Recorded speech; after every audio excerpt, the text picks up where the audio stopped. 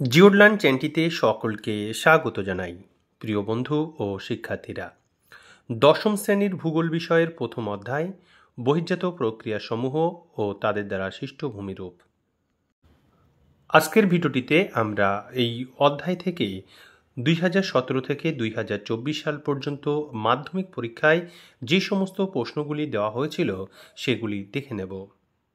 প্রথমে 2024 সালে এই অধ্যায় থেকে যে সমস্ত প্রশ্ন দেওয়া হয়েছিল। এমসিকিউ অংশে প্রশ্ন দেওয়া হয়েছিল একটি বহির্জাত প্রক্রিয়ার উদাহরণ হলো, বিকল্প দেওয়া হয়েছিল ভূমিকম্প, অগ্ন্যুৎপাত, পাত সঞ্চালন এবং আবহবিকার। সঠিক উত্তর হলো আবহবিকার। দ্বিতীয় প্রশ্ন, পার্বত্য হিমবাহের শীর্ষদেশে হিমবাহ ও পর্বত গাত্রের মধ্যে সংকীর্ণ ও গভীর ফাটলগুলিকে বলে? বিকল্প বার্কসুন্ড, ক্রেভাস, অ্যারেট এবং সার্ক। বিকল্পগুলির মধ্যে সঠিক উত্তর বার্কসুন্ড। শুদ্ধ অশুদ্ধ অংশে প্রশ্ন দেওয়া হয়েছে, নদীর উৎস অঞ্চলে ধারণ অববাহিকা সৃষ্টি হয়, এটি শুদ্ধ। ঝুলন্ত উপত্যকা নদীর ক্ষয়কার্যের ফলে গঠিত হয়, এটি অশুদ্ধ, কারণ হিমবাহের ক্ষয়কার্যের ফলে সৃষ্টি হয়। শূন্যস্থান পূর্ণ অংশে প্রশ্ন দেওয়া হয়েছিল, প্রপাত কূপ সৃষ্টি হয় ড্যাশের পাদদেশে, পর্বতের পাদদেশে।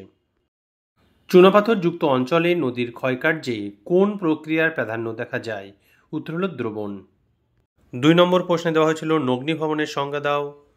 3 নম্বর ব্যাখ্যামূলক অংশে প্রশ্ন দেওয়া হয়েছিল, হিমরেখার উচ্চতা সর্বত্র এবং সব ঋতুতে সমান হয় না কেন? এবং 5 নম্বর অংশে বায়ুর ক্ষয়কার্যের ফলে গঠিত 3টি প্রধান ভূমিরূপ চিত্রসহ বর্ণনা করো। 2023 সালের প্রশ্নপত্রে এই অধ্যায় থেকে যে সমস্ত প্রশ্ন ছিল। এমসিকিউ অংশে প্রশ্ন দেওয়া হয়েছিল, যে প্রক্রিয়ায় অসমতল বন্ধুর ভূমি অপসারিত হয়ে সমতল বা প্রায় সমতলে পরিণত হয় তাকে বলে? সঠিক উত্তর পর্যায়ন। মরুভূমিতে বায়ু দ্বারা বালুকণা উত্থিত এবং অপসারিত হয় যে প্রক্রিয়ার সাহায্যে তা হল অপসারণ। শুদ্ধ অশুদ্ধ অংশে প্রশ্ন দেওয়া হয়েছিল, মেরু অঞ্চলে হিমরেখার উচ্চতা 0 মিটার, এটা সত্য, অর্থাৎ শুদ্ধ। শূন্যস্থান পূরণ অংশে প্রশ্ন দেওয়া হয়েছিল, ফানেল আকৃতির চওড়া নদী মোহনাকে বলে ড্যাশ, সঠিক উত্তর খাঁড়ি। বালি দ্বারা গঠিত মরুভূমি সাহারায় ড্যাশ নামে পরিচিত, সঠিক উত্তর আর্গ। একটি বা দুটি শব্দে উত্তর দাও অংশের প্রশ্ন ছিল, মরুভূমিতে যে শুষ্ক নদী উপত্যকা দেখা যায় তার নাম লেখো, সঠিক উত্তর ওয়াদি। 2 নম্বরের প্রশ্ন দেওয়া হয়েছিল, জলবিভাজিকার সংজ্ঞা দাও। ইনসেলবার্জ কাকে বলে? 3 নম্বর অর্থাৎ ব্যাখ্যামূলক প্রশ্ন ছিল, অনুদৈর্ঘ্য বালিয়াড়ি ও তির্যক বালিয়াড়ির মধ্যে পার্থক্য লেখো। 5 নম্বরের প্রশ্ন ছিল, নদীর ক্ষয়কার্যের ফলে গঠিত 3টি ভূমিরূপ চিত্রসহ বর্ণনা দাও।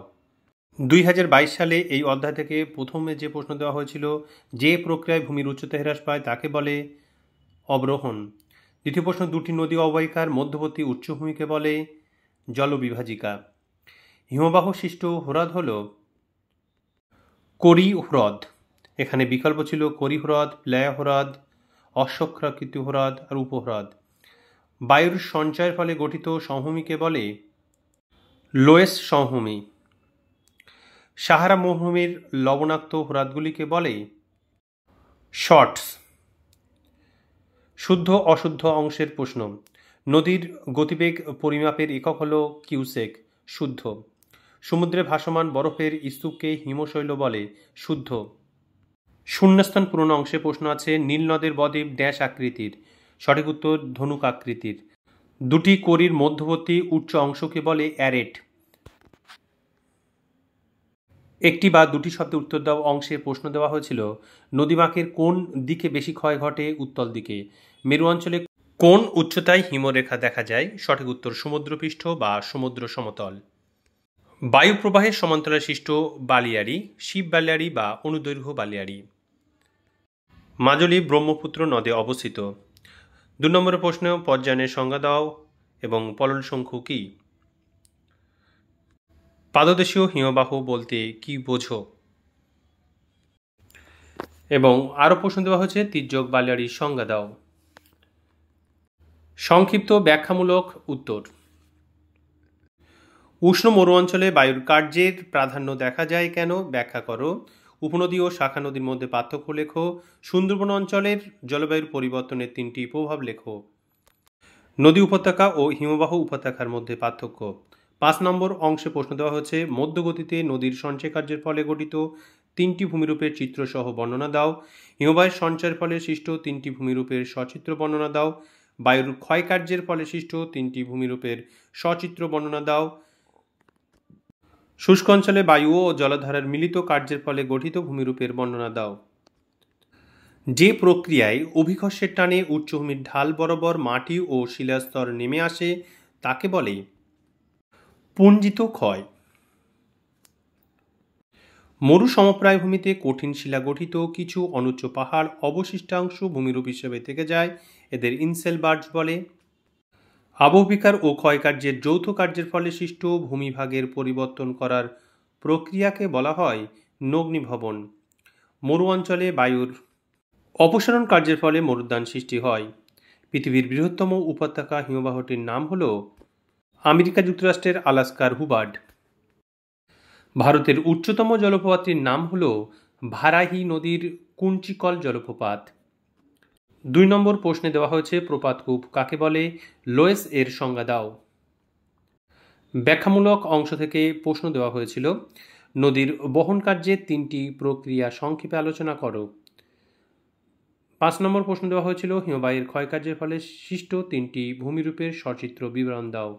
2019 সালের প্রশ্নপত্রে দেওয়া হয়েছিল, যে প্রক্রিয়ায় ভূপৃষ্ঠের উচ্চতা বৃদ্ধি পায় তাকে বলে? উত্তর, আরোহণ প্রক্রিয়া। পরবর্তী প্রশ্ন, পার্বত্য হিমবাহের পৃষ্ঠদেশে সৃষ্ট গভীর ফাটলগুলিকে বলা হয় ক্রেভাস। অক্ষাংশের ভিত্তিতে হিমরেখার উচ্চতা পরিবর্তিত হয়ে থাকে, শুদ্ধ। নদী গর্ভে অবঘর্ষ প্রক্রিয়ায় সৃষ্ট গর্তগুলিকে বলে মন্থকূপ। সুন্দরবনের কোন দ্বীপ বিশ্ব উষ্ণায়নের প্রভাবে সম্পূর্ণ নিমজ্জিত হয়েছে? উত্তর হচ্ছে লোহাচড়া আর নিউমুর। নগ্নিভবন কাকে বলে? ব্যাখ্যামূলক অংশে অনুদৈর্ঘ্য ও বারখান বালিয়াড়ির পার্থক্য লিখতে বলা হয়েছে।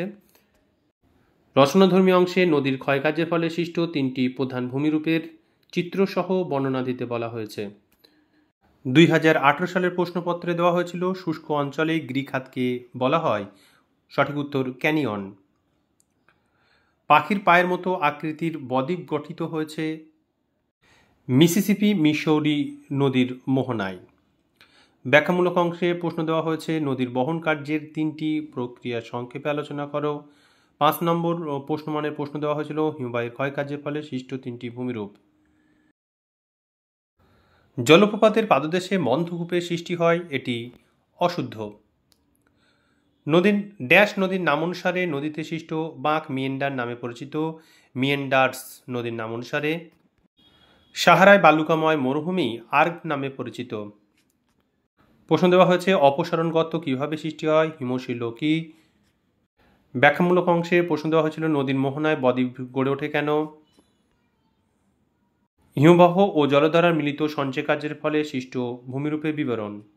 2017 সালে প্রশ্ন দেওয়া হয়েছিল, যে প্রক্রিয়ায় বিভিন্ন প্রাকৃতিক শক্তি ভূপৃষ্ঠের উপর কাজ করে ভূমিরূপের পরিবর্তন ঘটায় তাকে বলে বহির্জাত প্রক্রিয়া। লবণযুক্ত শিলাস্তরের উপর নদীর প্রধান ক্ষয় প্রক্রিয়াটি হল দ্রবণ ক্ষয়। বারখান বালিয়াড়ি থেকে শিব বালিয়াড়ি সৃষ্টি হয়, শুদ্ধ।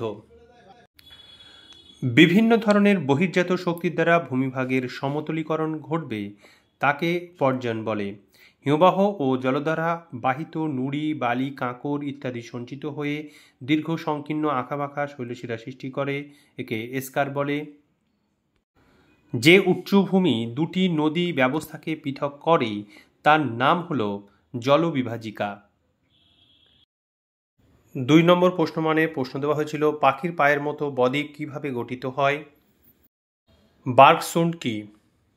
ব্যাখ্যামূলক অংশে প্রশ্ন দেওয়া হয়েছে, মরু অঞ্চলে বায়ুর কার্যের প্রাধান্য দেখা যায় কেন? 5 নম্বর প্রশ্নমানে প্রশ্ন দেওয়া হয়েছে, শুষ্ক অঞ্চলে বায়ু ও জলধারার মিলিত কার্যের ফলে সৃষ্ট ভূমিরূপগুলির চিত্রসহ বর্ণনা করো।